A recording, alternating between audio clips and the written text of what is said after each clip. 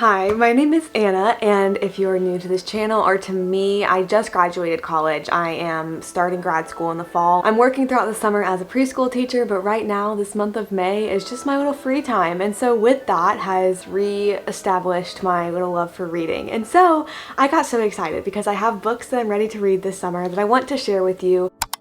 I picked all of these books up yesterday from the public library because those are the pride and joy of America. I have some books that are like more of the trendy ones that I've been seeing people read. I have some books that have just been on my list to read for a really long time. And then I have some books that I read when I was a little, maybe like tween era, that I just want to reread. So to start is one that I've seen quite a few people reading on like Goodreads or just even YouTube. It's Such a Fun Age. This one says, Alex Chamberlain is a woman who gets what she wants and has made a living with her confidence-driven brand, showing other women how to do the same. So she is shocked when her babysitter, Amira Tucker, is confronted while watching the Chamberlains toddler one night. Walking the aisles of their local high-end supermarket, the store's security guard, seeing a young black woman out late with a white child, accuses Amira of kidnapping 2-year-old Briar. A small crowd gathers, a bystander films everything, and Amira is furious and humiliated. Alex resolves to make things right. But Amira herself is aimless, broke, and wary of Alex's desire to help. At 25, she's about to lose her health insurance and has no idea what to do with her life. When the video of Amira goes public and unearths someone from Alex's past, both women find themselves on a crash course that will upend everything they think they know about themselves and each other. And so then it goes on to say that this is about like transactional relationships, what it means to make someone family, and the complicated reality of being a grown-up. Like I said, I've heard good things about this book. I've seen a lot of people reading it. If you don't know what Goodreads is, I'll have mine linked down below. But basically it's like a social media site where you can like see what your friends are reading. You can update your own progress on books, keep track, keep a to-read list. So whenever I mention Goodreads, that's what I mean. But I've been seeing a lot of people reading this one. And so I've heard that it's good. We'll see. It's a unique story that I feel like we don't see a lot in books. So I'm intrigued. I have high hopes. Next I have I Will Always Write Back by Caitlin Alifarinka and Martin Ganda. It's a true story. They have pictures back here of like the people this book is about. It's the true story of an all-American girl and a boy from Zimbabwe and the letter that changed both their lives forever. It started as an assignment. Everyone in Caitlin's class wrote to an unknown student somewhere in a distant place. Martin was lucky to even receive a pen pal letter. There were only 10 letters and 40 kids in his class, but he was the top student, so he got the first one. That letter was the beginning of a correspondence that spanned 6 years and changed 2 lives. In this compelling dual memoir, Caitlin and Martin recount how they became best friends and better people through their long-distance exchange. From what I've heard, this is kind of a feel-good book, just a little heartfelt one. Honestly, this story is what I dreamed of as like a 10-year-old. Like I thought it would be so cool to have a pen pal. I feel like I read little like kid books about that and I thought it was so cool. So I think it's awesome because they like go on to meet. That's not a spoiler, it's on the back. There's pictures of them together. They go on to meet, which I just think is so cool. And so I'm excited to just read this one. I tend to gravitate sometimes towards like hard books that like I feel like really teach me something, and I feel like this one will be a little bit easier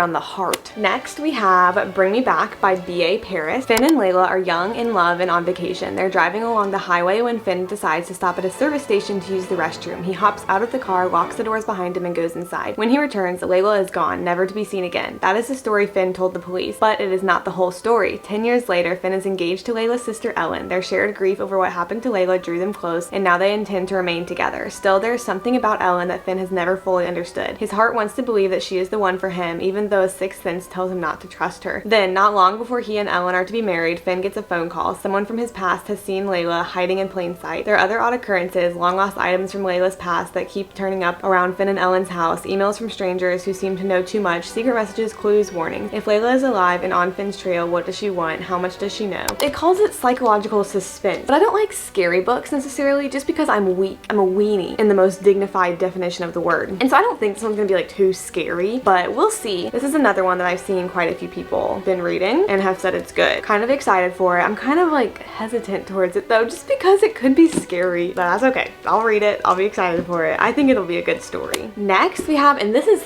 Thickums. Look at this Thickums. How many pages is this? This is 543 pages. Nice. I can do it. But this is the Poisonwood Bible by Barbara Kingsolver. And this is one that has been on my to-read list for years, I think. Like, it's not a new book. I don't think it's a trendy book necessarily. To be honest, I don't even remember what it is right now.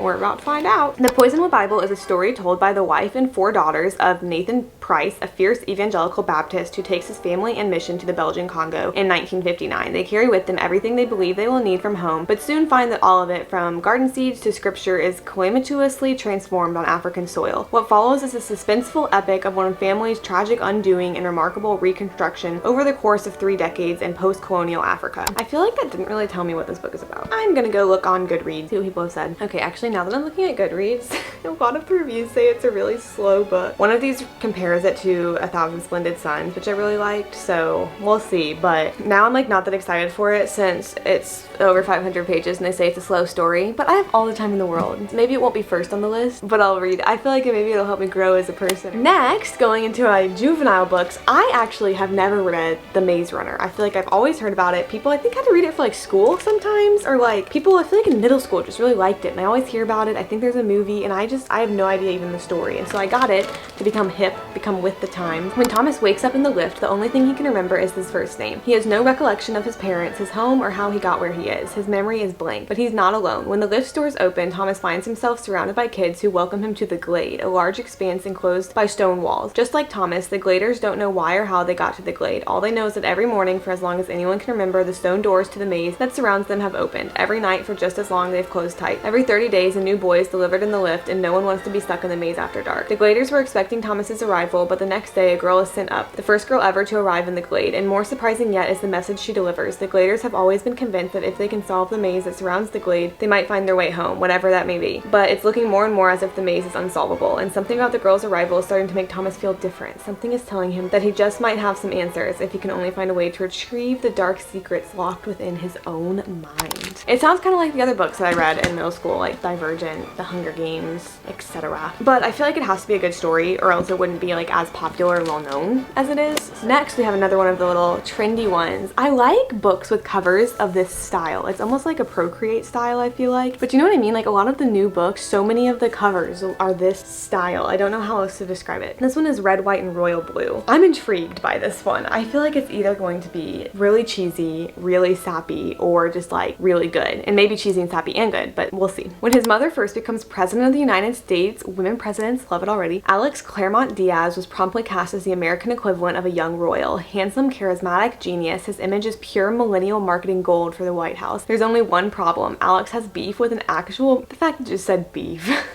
Alex has a beef with an actual prince, Henry, across the pond. And when the tabloids get hold of a photo involving an Alex-Henry altercation, US-British relations take a turn for the worse. Heads of family and state and other handlers devise a plan for damage control, stage a truce between the two rivals. What at first begins as a fake Instagrammable friendship grows deeper and more dangerous than either Alex or Henry could have imagined. Soon Alex finds himself, they're gonna fall in love, aren't they? Soon Alex finds himself hurtling into a secret romance, yep, with a surprisingly unstuffy Henry that could derail the presidential campaign and upend 2 nations. It raises the question, can love save the world after all? Where do we find the courage and the power to be the people we are meant to be, and how can we learn to let our true colors shine through? Like I said, it's either gonna be really good, like nice, feel good, or it's gonna be cheese and sap all over the place. I'll let you know though. I'll keep you updated. Next we have The Displaced, Refugee Writers on Refugee Lives, and it is just a series of essays written by refugees. So it's not like a novel with a plot and everything, but I believe it's even refugees from all over, if I'm not mistaken. Oh heck, and the publisher donates 10% of the cover price of this book to the International Rescue Committee, which I really like as an organization. Granted, I got this book from the library, but maybe I'll have to buy it just to make that little donation, or I can just donate myself. I guess that works too. But I'm excited to just read this. I feel like this is one of the ones that's like gonna teach me, give me perspective, give me more